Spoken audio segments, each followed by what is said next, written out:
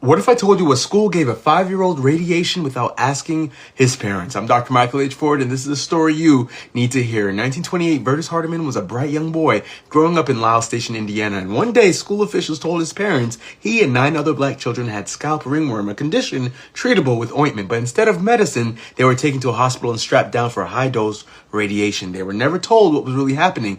Vertus screamed in pain. His scalp burned, and by the time his parents saw him, patches of his head were raw and blistered, but the doctors told them it was part of the healing process. The other children all developed severe scarring, neurological damage, and permanent hair loss, but Vertus, he lost most of his skull, and for 80 years, he wore a wig to hide it, even from close friends. He worked in the county courthouse, lived with dignity, and never stopped smiling. And it wasn't until he was in his 80s, dying of cancer, that he finally let someone see what had been done to him. Now let's zoom out. During the early 20th century, radiation experience on black children were not uncommon, and consent was not required. Many poor families, especially in rural areas, were targeted for experimentation under the guise of public health. Vertus never got justice, but before he died, he told his story, not for pity, but to protect future generations from silence and scientific abuse. Because if we don't talk about what happened, we risk letting it happen again. Healing starts with knowing. Follow for more.